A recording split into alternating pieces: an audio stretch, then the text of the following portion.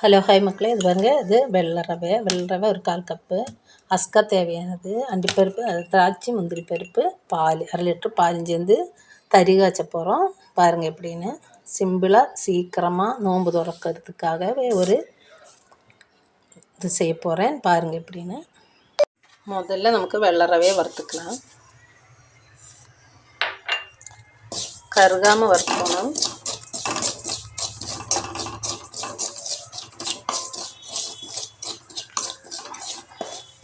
அந்த பச்சை மணம் ஒன்று போனால் போதும். வறுக்கும்போது பச்சை மணம் இருக்கும் வெள்ளை ரவை, அதனால ஒரு வறுத்த ரவையாந்து ஒரு பச்சை சொய் இருக்கும், அது போகும்.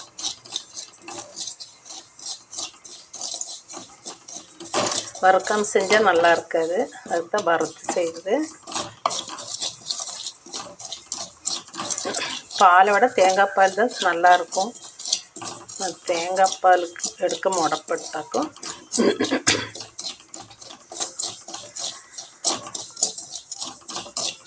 ரெடி ஆயிடுச்சு, ஆஃப் பண்ணிக்கிறேன்.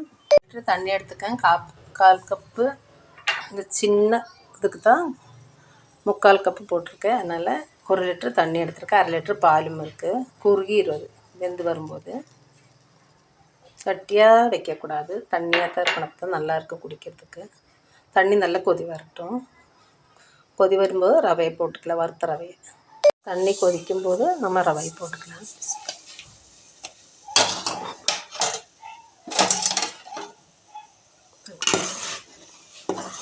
நல்லா கொதி வரட்டும். அப்படியே 1/2 லிட்டர் பால் ஊற்றிக்கலாம். பாருங்கள்,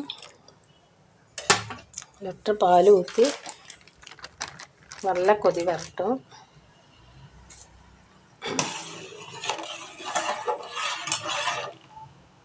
ரவை பாதி 3/4 வேகாகும்போது அஸ்கா போடணும், இப்போ போடக்கூடாது. நல்லா கொதி வரட்டும். பால் நல்லா கொதிச்சு பச்சை மணமெல்லாம் போடணும்.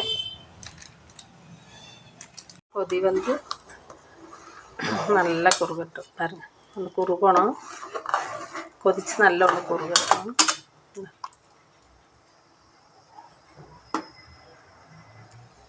லிட்டர் பால், 1 லிட்டர் தண்ணி, 1/4 கப்பு. 1/4 கப்பு தான் கொஞ்சம் கம்மியாக வெள்ளை ரவை. அளவான இதில் வரும். நீ அஸ்கா போட்டோன்னா நல்லா வெந்து வந்ததுமே அஸ்கா போட்டுக்கலாம். பால் நல்லா கொதிக்குது. பால் நல்லா கொதி வருது பாருங்க. கொதித்ததுமே நல்லா கொதிக்கட்டும். கொதித்ததுக்கப்புறம் அஸ்கா போட்டுக்கலாம். அஸ்கா போட்டுக்கலாம். நல்லா கொதி வந்துடுச்சு. தீ கம்மி பண்ணிவிட்டு அஸ்கா நமக்கு தேவையானது இனிப்பு அளவாக ரெடி ஆயிடுச்சு. நமக்கு இனி இதை அந்த பக்கம் இறக்கி வச்சுக்கலாம். கொஞ்சம் வடைச்சட்டி வச்சுருக்கேன், கொஞ்சம் தேங்காய் எண்ணெய் ஊற்றிக்கலாம்.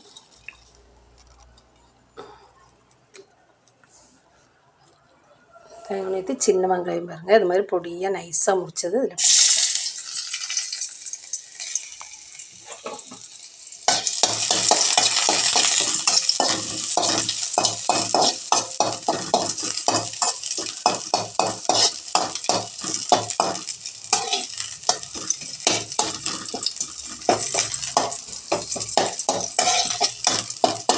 நல்லா இதே மாதிரி வணக்கி விட்டுட்டு நல்லா ஃப்ரை பண்ணிட்டோம். அதுக்கப்புறம் அதில் போட்டுக்கலாம்.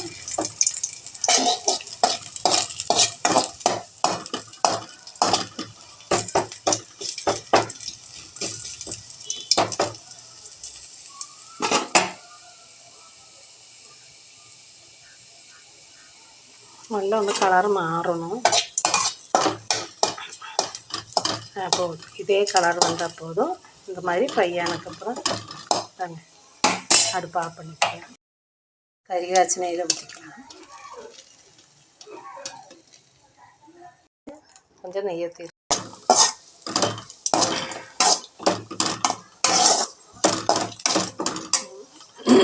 நல்லா வருது வருது. நெய்யோடு இருக்கும், நல்லா வருது, நல்லாயிருக்கும். இந்த அதே மாதிரி ஆகிட்டு ஃப்ரை பண்ணி அப்படியே அதில் போட்டுக்கலாம். திராட்சை, முந்திரி பருப்பு,